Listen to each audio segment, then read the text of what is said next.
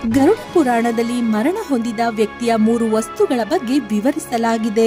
ಅದನ್ನ ಜೀವಂತ ಮನುಷ್ಯನು ಎಂದಿಗೂ ಬಳಸಬಾರದು. ನೀವು ಮರಣ ಹೊಂದಿದ ವ್ಯಕ್ತಿಯ ಈ 3 ವಸ್ತುಗಳನ್ನ ಬಳಸಿದ್ರೆ ನೀವು ಅದರ ದುಷ್ಟ ಪರಿಣಾಮವನ್ನ ಅನುಭವಿಸಬೇಕಾಗುತ್ತದೆ ಮತ್ತು ನೀವು ಅನೇಕ ರೀತಿಯ ತೊಂದರೆಗಳನ್ನ ಎದುರಿಸಬೇಕಾಗುತ್ತದೆ. ಆದ್ದರಿಂದ ಪ್ರತಿಯೊಬ್ಬ ಮನುಷ್ಯನು ಈ ವಸ್ತುಗಳ ಬಗ್ಗೆ ತಿಳಿದುಕೊಳ್ಬೇಕು. ಭಗವಾನ್ ಶ್ರೀಕೃಷ್ಣನು ಈ ವಿಷಯವನ್ನ ಗರುಡ ದೇವರಿಗೆ ಅತ್ಯಂತ ಜ್ಞಾನಯುಕ್ತ ಮಾಹಿತಿಯನ್ನ ನೀಡಿದ್ದಾರೆ. ಇದನ್ನ ಕೇಳೋದ್ರಿಂದ ನಿಮ್ಮ ಜ್ಞಾನವು ಹೆಚ್ಚಾಗುತ್ತದೆ. ಆದ್ದರಿಂದ ನೀವು ಈ ವಿಡಿಯೋವನ್ನ ಪೂರ್ತಿಯಾಗಿ ನೋಡಿ. ಹಾಗೆ ಫ್ರೆಂಡ್ಸ್, ಯಾರೆಲ್ಲ ಇನ್ನು ನಮ್ಮ ಚಾನೆಲ್ ಅನ್ನು ಸಬ್ಸ್ಕ್ರೈಬ್ ಮಾಡಿಲ್ಲ ಅಂದ್ರೆ ದಯಮಾಡಿ ಸಬ್ಸ್ಕ್ರೈಬ್ ಮಾಡಿ. ಹಾಗೆ ಸ್ನೇಹಿತರೆ, ಕಮೆಂಟ್ಸ್ ಬಾಕ್ಸ್ ನಲ್ಲಿ ನೀವು ಶ್ರೀಕೃಷ್ಣನ ಪರಮ ಭಕ್ತರಾಗಿದ್ದಲ್ಲಿ ಜೈ ಶ್ರೀಕೃಷ್ಣ ಎಂದು ಕಮೆಂಟ್ಸ್ ಮಾಡಿ. ಒಂದು ಕಾಲದಲ್ಲಿ ಗರುಡ ದೇವರು ಆಕಾಶ ಮಾರ್ಗದಲ್ಲಿ ಸಂಚರಿಸ್ತಾ ಇದ್ರು. ಆಗ ಅವರ ದೃಷ್ಟಿ ಭೂಲೋಕದ ಮೇಲೆ ಬಿತ್ತು. ಭೂಲೋಕದಲ್ಲಿ ಒಂದು ವಿಚಿತ್ರ ದೃಶ್ಯವನ್ನ ನೋಡಿ ಗರುಡ ದೇವರು ವಿಚಲಿತರಾದರು ಮತ್ತು ಅವರ ಮನಸ್ಸಿನಲ್ಲಿ ಒಂದು ಪ್ರಶ್ನೆಯು ಉದ್ಭವಿಸಿತು. ಈ ಪ್ರಶ್ನೆಗೆ ಉತ್ತರವನ್ನ ತಿಳಿಯಲು ಗರುಡ ದೇವರು ಶ್ರೀಕೃಷ್ಣನ ಬಳಿ ಹೋಗ್ತಾರೆ. ಶ್ರೀಕೃಷ್ಣರ ನೀಲಿ ಬಣ್ಣದ ದೇಹದ ಕಾಂತಿ 3 ಲೋಕಗಳಲ್ಲೂ ಹರಡಿತ್ತು. ಸುತ್ತಲೂ ಅದ್ಭುತವಾದ ಮತ್ತು ಶಾಂತವಾದ ವಾತಾವರಣವಿತ್ತು. ಅದೇ ಸಮಯದಲ್ಲಿ ಗರುಡ ದೇವರು ಶ್ರೀಕೃಷ್ಣನ ಬಳಿ ಬರ್ತಾರೆ. ಗರುಡನನ್ನ ನೋಡಿದ ಶ್ರೀಕೃಷ್ಣನು ಮಂದಹಾಸದಿಂದ ಅವನನ್ನ ಸ್ವಾಗತಿಸಿ, ಓ ಪಕ್ಷಿರಾಜ, ದ್ವಾರಕಕ್ಕೆ ನಿಮಗೆ ಸ್ವಾಗತ. ನಿಮ್ಮ ಆಗಮನದಿಂದ ನನಗೆ ತುಂಬಾ ಸಂತೋಷವಾಗಿದೆ. ನಿಸ್ಸಂದೇಹವಾಗಿ ನೀವು ಬರುವುದಕ್ಕೆ ವಿಶೇಷ ಉದ್ದೇಶವಿರಬೇಕು ಎಂದು ಹೇಳ್ತಾರೆ. ಆಗ ಗರುಡನು ದೇವರಿಗೆ ನಮಸ್ಕರಿಸಿ, ಓ ಪ್ರಭು, ನೀವು ಸರ್ವಜ್ಞರು, ನೀವು ಅಂತರ್ಯಾಮಿಗಳು. ಇಡೀ ಜಗತ್ತಿನಲ್ಲಿ ನಿಮ್ಮ ಮಾಯೆ ಎಲ್ಲೆಡೆ ಹರಡಿದೆ. ನನ್ನ ಆಗಮನದ ಉದ್ದೇಶವು ನಿಮಗೆ ಮೊದಲೇ ತಿಳಿದಿರುತ್ತದೆ. ಆದರೂ ನೀವು ನನ್ನ ಬಾಯಿಯಿಂದಲೇ ಕೇಳಲು ಬಯಸಿದ್ದೀರಿ ಎಂದು ಹೇಳ್ತಾರೆ. ಗರುಡದೇವನ ಈ ಮಾತನ್ನ ಕೇಳಿ ಶ್ರೀಕೃಷ್ಣನು ನಗುತ್ತಾ, ಓ ಪಕ್ಷಿರಾಜ, ನೀವು ಮುಕ್ತವಾಗಿ ನಿಮ್ಮ ಆಗಮನದ ಉದ್ದೇಶವನ್ನ ಹೇಳಿ. ನಾನು ನಿಮ್ಮ ಪ್ರತಿಯೊಂದು ಸಮಸ್ಯೆಯನ್ನ ಪರಿಹರಿಸ್ತೇನೆ ಎಂದು ಹೇಳ್ತಾರೆ. ಆಗ ಗರುಡದೇವರು, ಓ ಪ್ರಭು, ನೀವು ನನ್ನ ಬಾಯಿಯಿಂದಲೇ ಕೇಳಲು ಬಯಸಿದ್ರೆ ಸರಿ, ನಾನು ನಿಮಗೆ ಪೂರ್ತಿಯಾಗಿ ಎಲ್ಲವನ್ನ ವಿವರಿಸ್ತೇನೆ ಎಂದು ಹೇಳ್ತಾನೆ. ಓ ಪ್ರಭು, ಇಂದು ನಾನು ಆಕಾಶದಲ್ಲಿ ಸಂಚರಿಸುತ್ತಿದ್ದಾಗ ಭೂಲೋಕದಲ್ಲಿ ಒಬ್ಬ ವ್ಯಕ್ತಿ ಮರಣ ಹೊಂದಿದ್ದನ್ನ ನೋಡಿದೆ ಮತ್ತು ಅವನ ಮರಣದ ನಂತರ ಅವನ ಮನೆಯವರು ಅವನ ವಸ್ತುಗಳನ್ನ ಬಳಸ್ತಿದ್ರು ಮತ್ತು ಅದರ ದುಷ್ಟ ಪರಿಣಾಮಗಳನ್ನ ಅನುಭವಿಸ್ತಿದ್ರು. ಓ ಪ್ರಭು, ನನ್ನ ಪ್ರಶ್ನೆ ಏನೆಂದರೆ, ಮನುಷ್ಯನು ಮರಣ ಹೊಂದಿದಾಗ ಅವನ ತನ್ನೊಂದಿಗೆ ಯಾವ ವಸ್ತುಗಳನ್ನ ತೆಗೆದುಕೊಂಡು ಹೋಗ್ತಾನೆ ಮತ್ತು ಮರಣದ ನಂತರ ಆ ವ್ಯಕ್ತಿಗೆ ಸಂಬಂಧಿಸಿದ ಯಾವ ವಸ್ತುಗಳನ್ನ ಇತರ ಜನರು ಬಳಸಬಾರದು. ಹಾಗೆ ಮಾಡಿದ್ರೆ ಅವರ ಯಾವ ಪರಿಣಾಮಗಳನ್ನ ಅನುಭವಿಸಬೇಕಾಗುತ್ತದೆ ಎಂದು ಕೇಳ್ತಾನೆ. ಗರುಡದೇವನ ಪ್ರಶ್ನೆಯನ್ನ ಕೇಳಿ ಶ್ರೀಕೃಷ್ಣನು, ಓ ಪಕ್ಷಿರಾಜ, ಇಂದು ನೀನು ಅತ್ಯಂತ ಮಹತ್ವದ ಪ್ರಶ್ನೆಯನ್ನ ಕೇಳಿದ್ದೀಯಾ. ಈ ಜಗತ್ತಿನಲ್ಲಿ ಜನಿಸಿದವನು ಖಂಡಿತವಾಗಿಯೂ ಮರಣ ಹೊಂತಾನೆ. ಮನುಷ್ಯನು ಈ ಜಗತ್ತಿಗೆ ಖಾಲಿ ಕೈಯಲ್ಲಿ ಬರ್ತಾನೆ. ಆದ್ರೆ ಅವನು ಮರಣ ಹೊಂದಿದಾಗ 5 ವಸ್ತುಗಳನ್ನ ತನ್ನೊಂದಿಗೆ ತೆಗೆದುಕೊಂಡು ಹೋಗ್ತಾನೆ ಮತ್ತು ಜೀವಂತ ಮನುಷ್ಯನು ಮರಣ ಹೊಂದಿದ ವ್ಯಕ್ತಿಯ ಈ 3 ವಸ್ತುಗಳನ್ನ ಎಂದಿಗೂ ಬಳಸಬಾರದೆಂಬುದು ಸತ್ಯ. ನಿಮ್ಮ ಈ 3 ಪ್ರಶ್ನೆಗಳಿಗೆ ಉತ್ತರಿಸುವ ಮೊದಲು ನಾನು ನಿಮಗೆ ಅತ್ಯಂತ ಜ್ಞಾನಯುಕ್ತವಾದ ಕಥೆಯನ್ನ ಹೇಳ್ತೇನೆ. ಅದನ್ನು ಕೇಳಿದ ನಂತರ ನಿಮ್ಮ ಎಲ್ಲ ಪ್ರಶ್ನೆಗಳಿಗೆ ಉತ್ತರ ಸಿಗುತ್ತದೆ. ಓ ಪಕ್ಷಿರಾಜ, ಈ ಕಥೆಯನ್ನ ಎಚ್ಚರಿಕೆಯಿಂದ ಕೇಳಿ, ಏಕೆಂದ್ರೆ ಇದರ ಮೂಲಕ ಮಾನವ ಜೀವನದ ರಹಸ್ಯಗಳನ್ನ ಅರ್ಥ ಮಾಡ್ಕೊಳ್ಬಹುದು. ಈ ಕಥೆಯನ್ನ ಕೇಳುವ ಮನುಷ್ಯನು ಅದ್ಭುತವಾದ ಜ್ಞಾನವನ್ನ ಪಡಿತಾನೆ. ಅವನ ಜೀವನದ ಎಲ್ಲ ಪಾಪಗಳು ನಾಶವಾಗುತ್ತದೆ ಎಂದು ಹೇಳ್ತಾರೆ. ಆಗ ಗರುಡ ದೇವರು, ಓ ಪ್ರಭು, ನೀವು ಈಗ ಕಥೆಯನ್ನ ಹೇಳಿ. ನಿಮ್ಮ ಬಾಯಿಂದ ಅಲೌಕಿಕ ಜ್ಞಾನವನ್ನ ತುಂಬಿದ ಕಥೆಯನ್ನ ಕೇಳಲು ನಾನು ಕುತೂಹಲದಿಂದ ಇದ್ದೇನೆ ಎಂದು ಹೇಳ್ತಾರೆ. ನಂತರ ಶ್ರೀಕೃಷ್ಣನು ಗರುಡ ದೇವನಿಗೆ ಕಥೆಯನ್ನ ಹೇಳುತ್ತಾ, ಓ ಪಕ್ಷಿರಾಜ, ದ್ವಾಪರ ಯುಗದಲ್ಲಿ ಸುವಸ್ತು ಎಂಬ ದೇಶದಲ್ಲಿ ವಿರೂಪಾಕ್ಷ ಎಂಬ ಬಡ ಬ್ರಾಹ್ಮಣನು ವಾಸಿಸುತ್ತಿದ್ದನು. ಅವನು ಅತ್ಯಂತ ಗುಣವಂತ ಮತ್ತು ಬುದ್ಧಿವಂತನಾಗಿದ್ದನು. ಅವನು ಶಾಸ್ತ್ರಗಳಲ್ಲಿ ಪರಿಣಿತನಾಗಿದ್ದನು. ಅವನಿಗೆ ವೇದ ಪುರಾಣ ಕಂಠಪಾಠದ ಜ್ಞಾನವಿತ್ತು. ಆದರೆ ಅವನು ಎಂದಿಗೂ ತನ್ನ ಜ್ಞಾನವನ್ನ ದುರುಪಯೋಗ ಪಡಿಸಿಕೊಳ್ಳಲಿಲ್ಲ. ಅವನು ತನ್ನ ಹೊಟ್ಟೆ ತುಂಬಿಸಿಕೊಳ್ಳಲು ನಗರಕ್ಕೆ ಹೋಗಿ ಭಿಕ್ಷೆ ಬೇಡುತ್ತಿದ್ದನು ಮತ್ತು ಆ ಭಿಕ್ಷೆಯಿಂದ ಸಿಕ್ಕಿದ ಆಹಾರದಿಂದ ತನ್ನ ಜೀವನವನ್ನ ನಡೆಸುತ್ತಿದ್ದನು. ಕ್ರಮೇಣ ಅವನ ವಯಸ್ಸು ಹೆಚ್ಚಾಗುತ್ತಾ ಹೋಯಿತು ಮತ್ತು ಅವನು ಮುದುಕನಾಗಲು ಪ್ರಾರಂಭಿಸಿದನು. ನಂತರ ಒಂದು ದಿನ ಆ ಬ್ರಾಹ್ಮಣನು ದಟ್ಟಕಾರಣ್ಯ ಅರಣ್ಯಕ್ಕೆ ಹೋಗಿ ತಪಸ್ಸು ಮಾಡಲು ನಿರ್ಧರಿಸಿದನು ಮತ್ತು ಅವನು ತಪಸ್ಸು ಮಾಡಲು ಅರಣ್ಯದ ಕಡೆಗೆ ಹೊರಟನು. ಈ ಬ್ರಾಹ್ಮಣ ಬ್ರಾಹ್ಮಣನು ಯಾವ ಅರಣ್ಯವನ್ನ ಪ್ರವೇಶಿಸ್ತಾ ಇದ್ದಾನೋ ಆ ಅರಣ್ಯವು ಅತ್ಯಂತ ಭಯಾನಕವಾಯಿತು. ದಂಡಕಾರಣ್ಯದಲ್ಲಿ ಎತ್ತರವಾದ ಮರಗಳಿದ್ದವು. ಅವುಗಳ ರೆಂಬೆಗಳು ಎಷ್ಟು ದಟ್ಟವಾಗಿದ್ದವು ಎಂದ್ರೆ ಸೂರ್ಯನ ಕಿರಣಗಳು ಭೂಮಿಯನ್ನ ತಲುಪಲು ಸಾಧ್ಯವಾಗ್ತಿರ್ಲಿಲ್ಲ. ಆ ಅರಣ್ಯದ ದೊಡ್ಡ ಮರಗಳ ಬೇರುಗಳು ಇಡೀ ಅರಣ್ಯವನ್ನ ಹಗ್ಗದಿಂದ ಕಟ್ಟಿದಂತೆ ಇದ್ದವು. ಈ ಅರಣ್ಯದಲ್ಲಿ ಮರಗಳ ಸಮೃದ್ಧಿ ಇತ್ತು. ಅವು ತಮ್ಮ ಕೆಳಗೆ ಯಾರನ್ನಾದರೂ ಹೊತ್ತಿ ಹಾಕಬಹುದು. ಈ ಭೀಕರ ಅರಣ್ಯದಲ್ಲಿ ಆಲದ ಮರ ಮತ್ತು ಅರಳಿ ಮರಗಳಂತಹ ಮರಗಳು ಇದ್ದವು. ಅವುಗಳ ಬಳಿ ಹಾದು ಹೋಗುವ ಜನರ ಮೈ ನಡುಗುತ್ತಿತ್ತು. ಈ ಮರಗಳ ರೆಂಬೆಗಳು ನೆಲದೊಳಗೆ ಹೂತಿ ಹೋಗಿದ್ದವು. ಈ ಅರಣ್ಯದಲ್ಲಿ ತಪ್ಪುರೆಕ್ಕೆಯ ದೊಡ್ಡ ದೊಡ್ಡ ಪಕ್ಷಿಗಳು ಹಗಲಿನಲ್ಲಿಯೂ ಸಂಚರಿಸುತ್ತಿದ್ದವು. ಅವುಗಳ ಭಯಾನಕ ಶಬ್ದಗಳು ಅರಣ್ಯದಲ್ಲಿ ಪ್ರತಿಧ್ವನಿಸ್ತಾ ಇದ್ದವು. ಕಾಡು ಪ್ರಾಣಿಗಳು ತಮ್ಮ ಬೇಟೆಯ ಹುಡುಕಾಟದಲ್ಲಿ ಯಾವಾಗಲೂ ತಿರುಗಾಡ್ತಾ ಇದ್ವು ಮತ್ತು ಅವುಗಳ ಕಣ್ಣುಗಳು ಕತ್ತಲೆಯಲ್ಲಿ ದೀಪದಂತೆ ಹೊಳಿತಿದ್ವು. ಈ ಅರಣ್ಯದಲ್ಲಿ ಹಿಂಸಾತ್ಮಕ ಪ್ರಾಣಿಗಳು ತಮ್ಮ ಗರ್ಜನೆಯಿಂದ ಇಡೀ ಅರಣ್ಯವನ್ನ ಅಶಾಂತಗೊಳಿಸ್ತಿದ್ವು ಮತ್ತು ಅಪಾಯದ ಭಾವನೆ ಕೂಡ ಇತ್ತು. ಸ್ನೇಹಿತರೆ, ಮುಂದೆ ಶ್ರೀಕೃಷ್ಣನು ಹೇಳ್ತಾರೆ, ಓ ಪಕ್ಷಿರಾಜ, ದಂಡಕಾರಣ್ಯದ ಸಂಪೂರ್ಣ ವಾತಾವರಣವು ಅತ್ಯಂತ ರಹಸ್ಯಮಯ ಮತ್ತು ಪ್ರತಿ ಹೆಜ್ಜೆಯಲ್ಲೂ ಮರಣದ ಭಯವಿತ್ತು. ಆ ಬ್ರಾಹ್ಮಣನು ನಡೆದು ಅತ್ಯಂತ ಪ್ರಾಚೀನ ಮರದ ಬಳಿ ತಲುಪ್ತಾನೆ. ಮರದ ಬಳಿ ಹೋಗಿ ನೋಡ್ತಾನೆ. ಆ ಮರದ ಕೆಳಗೆ 5 ರಾಕ್ಷಸರು ತಮ್ಮ ಆಹಾರಕ್ಕಾಗಿ ಕಾಯ್ತಾ ಇದ್ರು. ಆ ರಾಕ್ಷಸರು ಎಲ್ಲರೂ ಆ ಮಾರ್ಗವಾಗಿ ಹಾದು ಹೋಗುವ ಪ್ರಾಣಿಗಳು ಮತ್ತು ಮನುಷ್ಯರನ್ನ ಕೊಂದು ತಿಂತಾ ಇದ್ರು. ತಪ್ಪಾಗಿಯೂ ಯಾರಾದರೂ ಆ ಮಾರ್ಗದಲ್ಲಿ ಹೋದರೆ ಅವರನ್ನ ಹಿಡಿದು ತಿಂತಾ ಇದ್ರು. ರಾಕ್ಷಸರಾಗಿದ್ರಿಂದ ಅವರಲ್ಲಿ ಧರ್ಮ ಮತ್ತು ದಯೆಯ ಅಂಶವಿರಲಿಲ್ಲ. ಅವರು ಅತ್ಯಂತ ಪಾಪಿಗಳಾಗಿದ್ರು. ಅವರು ಯಾರ ಮೇಲೂ ದಯೆ ತೋರ್ತಿರ್ಲಿಲ್ಲ. ಆ ರಾಕ್ಷಸರನ್ನ ನೋಡಿ ಮೊದಲು ಆ ಬ್ರಾಹ್ಮಣನು ಸ್ವಲ್ಪ ಹೊತ್ತು ನಿಲ್ತಾನೆ. ನಂತರ ಅವನು ದೇವರನ್ನ ಸ್ಮರಿಸಿ ಮುಂದೆ ಸಾಗಲು ಪ್ರಾರಂಭಿಸ್ತಾನೆ. ಆ ಬ್ರಾಹ್ಮಣನು ತಮ್ಮ ಕಡೆಗೆ ಬರ್ತಿರೋದನ್ನ ನೋಡಿ ರಾಕ್ಷಸರು ಒಬ್ಬರಿಗೊಬ್ಬರು ಹೇಳಿಕೊಳ್ಳಲು ಪ್ರಾರಂಭಿಸ್ತಾರೆ. ಅಲ್ಲಿ ನೋಡಿ, ಇಂದು ನಮಗಾಗಿ ಮನುಷ್ಯನ ರೂಪದಲ್ಲಿ ತಾಜಾ ಆಹಾರ ಬರುತ್ತಿದೆ. ಬಹಳ ದಿನಗಳಿಂದ ಯಾವ ಮನುಷ್ಯನ ಮಾಂಸವನ್ನ ತಿಂದಿಲ್ಲ. ಇವತ್ತು ನಾನು ಮೊದಲು ಈ ಬ್ರಾಹ್ಮಣನನ್ನ ತಿಂತೇನೆ. ಅವನ ಮಾಂಸವು ತುಂಬಾ ರುಚಿಯಾಗಿರುತ್ತದೆ. ಈ ಬ್ರಾಹ್ಮಣನು ಕೇವಲ ಸಾತ್ವಿಕ ಆಹಾರವನ್ನ ಸೇವಿಸ್ತಾ ಇರಬೇಕು. ಆದ್ರಿಂದ ಅವನ ದೇಹದಲ್ಲಿ ಯಾವುದೇ ರೀತಿಯ ರೋಗಗಳು ಇರೋದಿಲ್ಲ. ಅವನನ್ನ ಕೊಂದು ತಿನ್ನುವುದರಲ್ಲಿ ತುಂಬಾ ಆನಂದವಿದೆ. ಆಗ ಇನ್ನೊಬ್ಬ ರಾಕ್ಷಸನು ಹೇಳ್ತಾನೆ, ಈ ಬ್ರಾಹ್ಮಣನನ್ನ ನಾನೇ ತಿಂತೇನೆ. ಇಂದು ಬಹಳ ದಿನಗಳ ನಂತರ ಬೇಟೆಯಾಡಲು ಸಿಕ್ಕಿದೆ. ಹೀಗೆ ಆ ರಾಕ್ಷಸರು ಆ ಬ್ರಾಹ್ಮಣನನ್ನ ತಿನ್ನಲು ಮುಂದೆ ಬರ್ತಾರೆ. ಆದ್ರೆ ಆ ಬ್ರಾಹ್ಮಣನು ಆ ರಾಕ್ಷಸರು ತನ್ನ ಕಡೆಗೆ ಬರ್ತಿರೋದನ್ನ ನೋಡಿ ಅವನು ಸ್ವಲ್ಪವೂ ಹೆದರೋದಿಲ್ಲ. ಏಕೆಂದ್ರೆ ಆ ಬ್ರಾಹ್ಮಣನು ಪರಮಶಿವನ ಭಕ್ತನಾಗಿದ್ದನು ಮತ್ತು ಅವನು ಯಾವಾಗಲೂ ಪರಮಶಿವನ ನಾಮವನ್ನ ಜಪಿಸ್ತಾ ಇದ್ದನು. ಆದ್ರಿಂದ ಅವನಿಗೆ ಯಾರಿಂದಲೂ ಯಾವುದೇ ಭಯವಿರಲಿಲ್ಲ. ಆ ರಾಕ್ಷಸರು ತನ್ನ ಕಡೆಗೆ ಬರ್ತಿರೋದನ್ನ ನೋಡಿ ಅವನು ತನ್ನ ದಾರಿಯಿಂದ ಸ್ವಲ್ಪವೂ ವಿಚಲಿತನಾಗಲಿಲ್ಲ. ಆ ರಾಕ್ಷಸರು ಅವನ ಬಳಿ ಬಂದ ತಕ್ಷಣ ಅವನು ಅವರಿಗೆ ನಮಸ್ಕರಿಸಿ, ಓ ರಾಕ್ಷಸರೇ, ನಾನು ನಿಮಗೆ ನಮಸ್ಕರಿಸ್ತಾ ಇದ್ದೇನೆ. ನನ್ನ ನಮಸ್ಕಾರವನ್ನ ಸ್ವೀಕರಿಸಿ ಎಂದು ಹೇಳ್ತಾನೆ. ಈತನ ಇಂತಹ ವಿಚಿತ್ರ ವರ್ತನೆಯನ್ನ ನೋಡಿ ಆ ರಾಕ್ಷಸರೆಲ್ಲರೂ ಆಶ್ಚರ್ಯಪಟ್ಟರು. ಆತನು ಮಾಡಿದ ವರ್ತನೆಯಿಂದ ಅವರೊಳಗಿನ ರಾಕ್ಷಸ ಭಾವವು ನಾಶವಾಗುತ್ತದೆ ಮತ್ತು ಅವರು ಆಶ್ಚರ್ಯದಿಂದ ಬ್ರಾಹ್ಮಣನ ಕಡೆಗೆ ನೋಡುತ್ತಾ, ಓ ಬ್ರಾಹ್ಮಣ, ನೀವು ಯಾರು? ಈ ದಂಡಕಾರಣ್ಯ ಅರಣ್ಯದಲ್ಲಿ ಏಕಾಂಗಿಯಾಗಿ ಏಕೆ ತಿರುಗಾಡುತ್ತಿದ್ದೀರಿ? ಈ ಭಯಾನಕ ಅರಣ್ಯಕ್ಕೆ ಬರಲು ನಿಮಗೆ ಭಯವಾಗುತ್ತಿಲ್ಲವೇ? ನಮ್ಮನ್ನು ನೋಡಿ ನಿಮಗೆ ಸ್ವಲ್ಪವೂ ಭಯವಾಗಲಿಲ್ಲವೇ? ದೊಡ್ಡ ದೊಡ್ಡ ಪರಾಕ್ರಮಿ ಮತ್ತು ಯೋಧ ಶೂರರು ನಮ್ಮನ್ನು ನೋಡಿ ನಡುಗಲು ಪ್ರಾರಂಭಿಸುತ್ತಾರೆ ಮತ್ತು ನಮ್ಮಿಂದ ತಮ್ಮ ಪ್ರಾಣವನ್ನ ರಕ್ಷಿಸಿಕೊಳ್ಳಲು ಓಡಿ ಹೋಗಲು ಪ್ರಯತ್ನಿಸುತ್ತಾರೆ. ಆದ್ರೆ ನಿಮ್ಮ ಮನಸ್ಸಿನಲ್ಲಿ ಯಾವುದೇ ರೀತಿಯ ಭಯ ಕಾಣುತ್ತಿಲ್ಲ.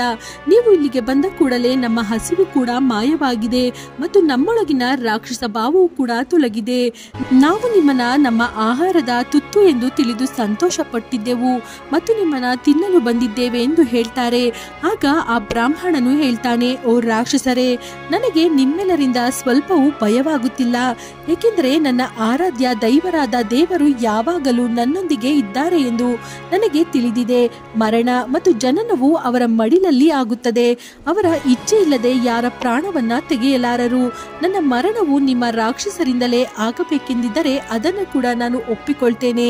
ದೇವರು ನನ್ನ ಭವಿಷ್ಯದಲ್ಲಿ ಏನೇ ಬರೆದಿದ್ದರು ಅದು ನನಗೆ ಸಮ್ಮತ. ನನ್ನನ್ನ ತಿನ್ನೋದ್ರಿಂದ ನಿಮಗೆ ತೃಪ್ತಿಯಾದರೆ ನೀವು ನನ್ನನ್ನ ಸಂತೋಷದಿಂದ ನಿಮ್ಮ ಆಹಾರವನ್ನಾಗಿ ಮಾಡಿಕೊಳ್ಳಿ. ಅದನ್ನು ನಾನು ನನ್ನ ಸೌಭಾಗ್ಯವೆಂದು ಭಾವಿಸ್ತೇನೆ. ಈ ಜಗತ್ತಿನ ಪ್ರತಿಯೊಂದು ಜೀವಿಗೂ ಸುಖವನ್ನ ನೀಡೋದು, ಅವರ ತೃಪ್ತಿಯನ್ನ ಮಾಡೋದು ಪ್ರತಿಯೊಬ್ಬ ಮನುಷ್ಯನ ಕರ್ತವ್ಯ.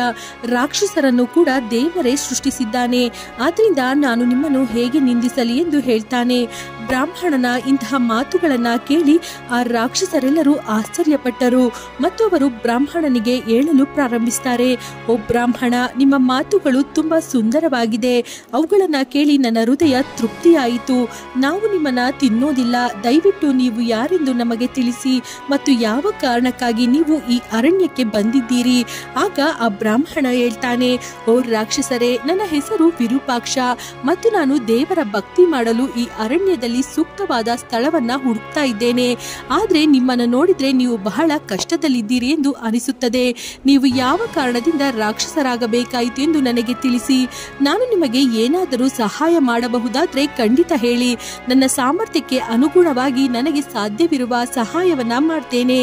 ಬ್ರಾಹ್ಮಣನ ಮಾತುಗಳನ್ನ ಕೇಳಿ ರಾಕ್ಷಸರೆಲ್ಲರೂ ಆಶ್ಚರ್ಯಪಟ್ಟರು ಮತ್ತು ಹೇಳಲು ಪ್ರಾರಂಭಿಸ್ತಾರೆ, ಓ ಬ್ರಾಹ್ಮಣ, ಖಂಡಿತವಾಗಿಯೂ ನೀವು ಪುಣ್ಯಾತ್ಮರು. ನಿಮ್ಮ ಇಂತಹ ಮಾತುಗಳನ್ನ ಕೇಳಿ ನಮಗೆ ಸಂತೋಷವಾಗುತ್ತಿದೆ. ಆಗ ಹೇಳ್ತಾರೆ, ನಮ್ಮ ಪಾಪ ಕರ್ಮಗಳಿಂದಲೇ ನಾವು ರಾಕ್ಷಸರಾಗಿದ್ದೇವೆ. ನಾವು ನಮ್ಮ ತಂದೆ ತಾಯಿ ಮತ್ತು ಜನರನ್ನ ಅವಮಾನಿಸಿದ್ದೇವೆ. ನಾವು ಎಲ್ಲಾ ಜನರನ್ನ ಕಾರಣವಿಲ್ಲದೆ ಕೊಲ್ಲುತ್ತಿದ್ದೆವು. ನಂತರ ನಮ್ಮ ಮರಣವಾದಾಗ ಯಮದೂತರು ನಮ್ಮನ್ನ ಯಮಲೋಕಕ್ಕೆ ಕರೆದುಕೊಂಡು ಹೋದ್ರು ಮತ್ತು ಯಮರಾಜನ ಮುಂದೆ ನಿಲ್ಲಿಸಿದರು. ನಂತರ ಯಮರಾಜನ ಆದೇಶದಂತೆ ಚಿತ್ರಗುಪ್ತನು ನಮ್ಮ ಜೀವನದ ಕರ್ಮಗಳ ಲೆಕ್ಕವನ್ನ ಯಮರಾಜನಿಗೆ ಹೇಳಿದನು. ಆಗ ಯಮರಾಜನಿಗೆ ನಮ್ಮೆಲ್ಲರ ಮೇಲೆ ತುಂಬಾ ಕೋಪ ಬಂತು. ನರಕ ಲೋಕದಲ್ಲಿ ಕಠಿಣ ಶಿಕ್ಷೆ ನೀಡಿದರು. ನಂತರ ನಮ್ಮೆಲ್ಲರನ್ನ ಈ ರಾಕ್ಷಸ ಗುಂಪಿಗೆ ತಳ್ಳಿದರು. ಈ ರಾಕ್ಷಸ ದೇಹದಿಂದ ನಮಗೆ ಯಾವಾಗ ಮುಕ್ತಿ ಸಿಗುತ್ತದೋ ಗೊತ್ತಿಲ್ಲ. ನಾವು ಮನುಷ್ಯರಾಗಿದ್ದಾಗ ಬಹಳ ಪಾಪಗಳನ್ನ ಮಾಡಿದ್ದೇವೆ.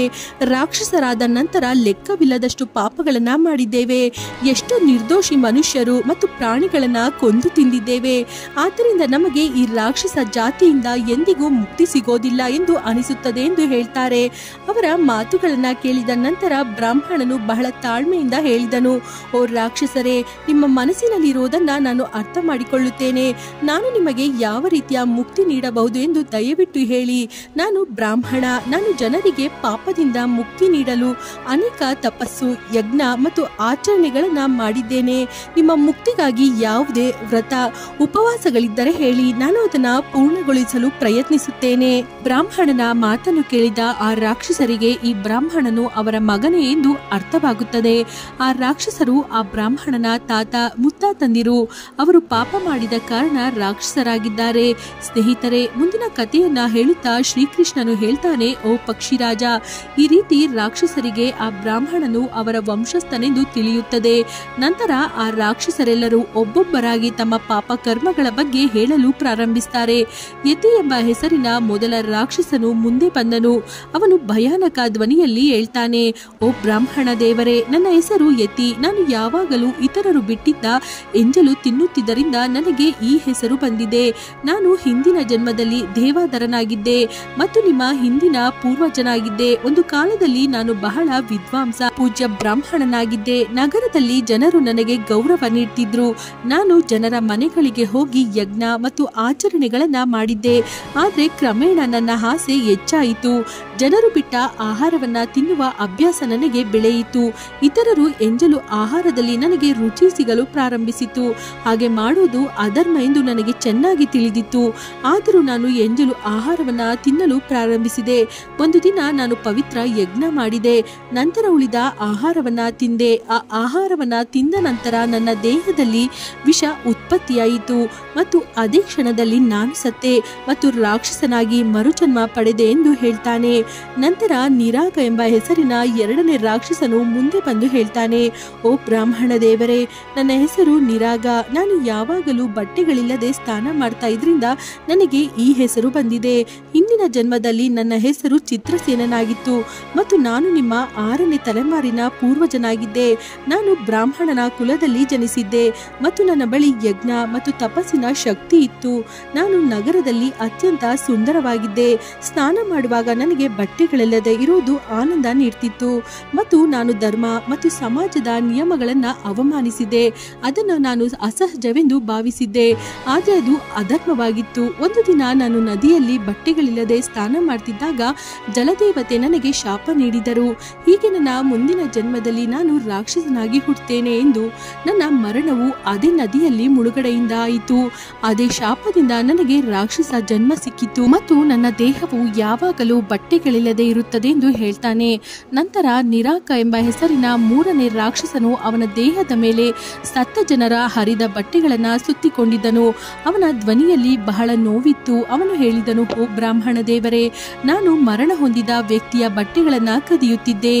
ಯಾರಾದರೂ ಸತ್ತಾಗ ಮತ್ತು ಅವರ ಅಂತ್ಯಕ್ರಿಯೆ ನಡೆದಾಗ ನಾನು ಅವರ ಚಿತೆಯ ಬಳಿ ಹೋಗಿ ಅವರ ಬಟ್ಟೆಗಳನ್ನ ಕದಿಯುತ್ತಿದ್ದೆ. ಆದ್ರಿಂದ ನಾನು ಈ ರಾಕ್ಷಸ ಜನ್ಮದಲ್ಲಿ ಹುಟ್ಟಿದ್ದೇನೆ. ಇಂದಿನ ಜನ್ಮದಲ್ಲಿ ನನ್ನ ಹೆಸರು ದೇವದತ್ತನಾಗಿತ್ತು. ನಾನು ನಿಮ್ಮ ಪೂರ್ವಜರಲ್ಲಿ ಒಬ್ಬನಾಗಿದ್ದೇನೆ ಮತ್ತು ಕೂಲಿನ ಬ್ರಾಹ್ಮಣ ಕುಲಕ್ಕೆ ಸೇರಿದವನಾಗಿದ್ದೆ. ಆದ್ರೆ ಕ್ರಮೇಣ ನನ್ನ ಮನಸ್ಸಿನಲ್ಲಿ ಲೋಭ ಹೆಚ್ಚಾಯಿತು ಮತ್ತು ನಾನು ಸ್ಮಶಾನಕ್ಕೆ ಹೋಗಿ ಸತ್ತವರ ಬಟ್ಟೆಗಳನ್ನ ಕದಿಯಲು ಪ್ರಾರಂಭಿಸಿದೆ ಮತ್ತು ಹಣದ ಆಸೆಯಿಂದ ಅವುಗಳನ್ನ ಮಾರುತ್ತಿದ್ದೆ ಮತ್ತು ನನಗೆ ಇಷ್ಟವಾದ ಬಟ್ಟೆಗಳನ್ನ ನಾನೇ ಧರಿಸಿಕೊಳ್ಳುತ್ತಿದ್ದೆ. ಸತ್ತವರ ಬಟ್ಟೆಗಳನ್ನ ಧರಿಸಿದ್ರೆ ನನಗೆ ಸುಖದ ಅನುಭವವಾಗ್ತಿತ್ತು. ನನ್ನ ಈ ಅಧರ್ಮ ಕಾರ್ಯವನ್ನ ನೋಡಿ ಸನ್ಯಾಸಿ ಮಹಾತ್ಮರು ನನಗೆ ಶಾಪ ನೀಡಿದರು. ನಾನು ಬಟ್ಟೆಗಳನ್ನ ಕದಿಯುವ ಅದೇ ಸ್ಮಶಾನದಲ್ಲಿ ನನ್ನ ಮರಣವಾಗುತ್ತದೆ ಮತ್ತು ಮರಣದ ನಂತರ ನಾನು ರಾಕ್ಷಸನಾಗಿ ಯಾವಾಗಲೂ ಸತ್ತವರ ಬಟ್ಟೆಗಳನ್ನ ಧರಿಸ್ತೇನೆ. ಓ ಬ್ರಾಹ್ಮಣ ದೇವರೇ, ಸತ್ತವರ ಬಟ್ಟೆಗಳನ್ನ ಧರಿಸುವ ಶಾಪ ನನಗೆ ಸಿಕ್ಕಿದೆ ಎಂದು ಹೇಳ್ತಾರೆ. ನಂತರ ಸುಮಾಲಿ ಎಂಬ ಹೆಸರಿನ ನಾಲ್ಕನೇ ಪಿಶಾಚನು ಬಹಳ ಕೊಳಕು ಮತ್ತು ಅಸಹ್ಯಕರನಾಗಿದ್ದನು. ಅವನ ದೇಹದಿಂದ ದುರ್ವಾಸನೆ ಬರ್ತಿತ್ತು. ಅವನ ದೇಹದ ದುರ್ವಾಸನೆಯಿಂದ ಬ್ರಾಹ್ಮಣನಿಗೆ ಉಸಿರಾಡೋದು ಕಷ್ಟವಾಯಿತು. ಸುಮಾಲಿಯು ಹೇಳಿದನು, ನಾನು ಯಾವಾಗಲೂ ಅಪವಿತ್ರ ಮತ್ತು ಕೊಳಕು ವಸ್ತುಗಳಲ್ಲಿ ತೊಡಗಿದ್ದರಿಂದ ನನಗೆ ಸುಮಾಲಿ ಎಂದು ಹೆಸರು ಬಂದಿತ್ತು. ನಾನು ಹಿಂದಿನ ಜನ್ಮದಲ್ಲಿ ನಿಮ್ಮ ಪೂರ್ವಜನಾಗಿದ್ದೆ. ನನ್ನ ಜೀವನದಲ್ಲಿ ಶುದ್ಧತೆಗೆ ಯಾವುದೇ ಸ್ಥಾನವಿರಲಿಲ್ಲ. ಬ್ರಾಹ್ಮಣನಾಗಿದ್ದರೂ ನಾನು ಅಪವಿತ್ರದಲ್ಲಿ ಜೀವನ ಸಾಗಿಸಿದೆ. ನನ್ನ ದೇಹ ಮತ್ತು ಮನಸ್ಸಿನ ಶುದ್ಧತೆಯ ಬಗ್ಗೆ ನಾನು ಎಂದಿಗೂ ಗಮನ ಕೊಟ್ಟಿಲ್ಲ ಮತ್ತು ನಾನು ಎಂದಿಗೂ ಸ್ನಾನ ಮಾಡ್ತಿರ್ಲಿಲ್ಲ ಮತ್ತು ಇದೆಲ್ಲ ತಿಳಿತಿದ್ದರೂ ಧರ್ಮದ ನಿಯಮಗಳನ್ನ ಪಾಲಿಸಲಿಲ್ಲ. ಸ್ನಾನ ಮಾಡದೆ ಯಜ್ಞ ಮತ್ತು ಆಚರಣೆಗಳನ್ನ ಮಾಡ್ತಿದ್ದೆ. ಮಹಿಳೆಯರೊಂದಿಗೆ ಸಂಬಂಧವನ್ನ ಇಟ್ಕೊಂಡಿದ್ದೆ. ಯಾರಾದರೂ ನನ್ನ ಮುಂದೆ ಪವಿತ್ರತೆ ಮತ್ತು ಸ್ವಚ್ಛತೆಯ ಬಗ್ಗೆ ಮಾತನಾಡಿದರೆ ಅವರನ್ನ ನಾನು ಗೇಲಿ ಮಾಡ್ತಿದ್ದೆ. ನನ್ನ ಈ ಪಾಪದಿಂದ ದೇವತೆಗಳು ನನಗೆ ಶಾಪ ನೀಡಿದರು. ಅಪವಿತ್ರದಲ್ಲಿ ಮುಳುಗಿ ರಾಕ್ಷಸನಾಗಿ ಮರುಜನ್ಮ ಪಡೆಯುವಂತೆ ಈಗ ನಾನು ಬಂದು ರಾಕ್ಷಸನಾಗಿದ್ದೇನೆ ಎಂದು ಹೇಳ್ತಾನೆ. ಕೊನೆಯಲ್ಲಿ ಐದನೇ ಪಿಶಾಚಿ ಮಾತನಾಡ್ತಾನೆ, ಓ ಬ್ರಾಹ್ಮಣ ದೇವರೇ, ನನ್ನ ಹೆಸರು ಅಂಧಕ. ಇಂದಿನ ಜನ್ಮದಲ್ಲಿ ನಾನು ಅನೇಕ ಪಾಪಗಳನ್ನ ಮಾಡಿದ್ದೇನೆ. ನಾನು ಪ್ರಾಣಿ ಪಕ್ಷಿಗಳನ್ನ ಕೊಂದು ತಿನ್ನುತ್ತಿದ್ದೆ. ನಾನು ಅನೇಕ ನಿರ್ದೋಷಿ ಪ್ರಾಣಿಗಳ ರಕ್ತವನ್ನ ಹರಿಸಿದ್ದೆ ಮತ್ತು ಅವುಗಳ ಮಾಂಸವನ್ನ ತಿಂದೆ. ನನ್ನ ಕುಟುಂಬ ಮತ್ತು ಸಮಾಜದ ಮರ್ಯಾದೆಗಳನ್ನ ಉಲ್ಲಂಘಿಸಿದೆ. ನಾನು ಎಂದಿಗೂ ಧರ್ಮವನ್ನ ಪಾಲಿಸಲಿಲ್ಲ. ಒಮ್ಮೆ ನಾನು ಹಸುವನ್ನ ಬೇಟೆಯಾಡಿ ಕೊಂದೆ. ನಾನು ಮಾಡಿದ ಈ ಪಾಪದಿಂದ ಗೌತಮ ಮುನಿಗಳು ನನಗೆ ಶಾಪ ನೀಡಿದರು ಎಂದು ಹೇಳ್ತಾನೆ. ಸ್ನೇಹಿತರೆ, ನಂತರ ಆ ರಾಕ್ಷಸರು ಆ ಬ್ರಾಹ್ಮಣನನ್ನ ಕೇಳ್ತಾರೆ, ಓ ಬ್ರಾಹ್ಮಣ ದೇವರೇ, ನಮಗೆ ಮುಕ್ತಿ ನೀಡಿ ಎಂದು ಕೇಳ್ಕೊಳ್ತಾರೆ. ಆಗ ಆ ಬ್ರಾಹ್ಮಣನು ಹೇಳ್ತಾನೆ, ಖಂಡಿತ ನಾನು ಪ್ರಯತ್ನಿಸುತ್ತೇನೆ ಎಂದು ಹೇಳ್ತಾರೆ. ಆಗ ಬ್ರಾಹ್ಮಣನು ಗೌತಮ ಮುನಿಗಳ ಬಳಿ ಹೋಗ್ತಾನೆ. ಮುನಿಗಳೇ, ನನ್ನ ಪೂರ್ವಜರಿಗೆ ಮುಕ್ತಿ ಮಾರ್ಗ ತಿಳಿಸಿ ಎಂದು ಬೇಡಿಕೊಳ್ತಾನೆ. ಆಗ ಗೌತಮ ಮುನಿಗಳು ಹೇಳ್ತಾರೆ, ತರ್ಪಣ, ಪಿಂಡದಾನ, ದಾನ, ಧರ್ಮ ಮಾಡಿ ಎಂದು ಹೇಳ್ತಾರೆ. ಆಗ ಬ್ರಾಹ್ಮಣನು ಗಂಗಾ ನದಿಯ ತೀರದಲ್ಲಿ ಕಾರ್ಯಗಳನ್ನ ಮಾಡ್ತಾನೆ. ರಾಕ್ಷಸರಿಗೆ ಮುಕ್ತಿ ಸಿಗುತ್ತದೆ. ನಂತರ ಶ್ರೀಕೃಷ್ಣನು ಹೇಳ್ತಾರೆ, ಗರುಡ, ಈ ಎಲ್ಲ ಕಾರಣಗಳಿಂದ ಮರಣ ಹೊಂದಿದ ವ್ಯಕ್ತಿಯ ವಸ್ತುಗಳನ್ನ ಬಳಸಬಾರದು. ಅವು ನಕಾರಾತ್ಮಕ ಶಕ್ತಿಯನ್ನ ಹೊಂದಿರ್ತವೆ. ಮರಣದ ನಂತರ ಆಸೆ, ವಾಸನೆ, ಕರ್ಮ, ಸಾಲ, ಭಕ್ತಿ ಆತ್ಮದೊಂದಿಗೆ ಹೋಗುತ್ತದೆ. ಕೇವಲ ಪುಣ್ಯ, ಕರ್ಮ ಮತ್ತು ಭಕ್ತಿಯಿಂದ ಮೋಕ್ಷ ಸಿಗುತ್ತದೆ ಎಂದು ಹೇಳ್ತಾರೆ. ಸ್ನೇಹಿತರೆ, ಈ ಮಾಹಿತಿ ನಿಮಗೆ ಇಷ್ಟವಾಗಿದ್ದಲ್ಲಿ ದಯಮಾಡಿ ಲೈಕ್ ಮಾಡಿ, ಶೇರ್ ಮಾಡಿ. ಹಾಗೆ ಫ್ರೆಂಡ್ಸ್, ಯಾರೆಲ್ಲ ಇನ್ನು ನಮ್ಮ ಚಾನಲನ್ನು ಸಬ್ಸ್ಕ್ರೈಬ್ ಮಾಡಿಲ್ಲ ಅಂದರೆ ದಯಮಾಡಿ ಸಬ್ಸ್ಕ್ರೈಬ್ ಮಾಡಿ. ಧನ್ಯವಾದಗಳು.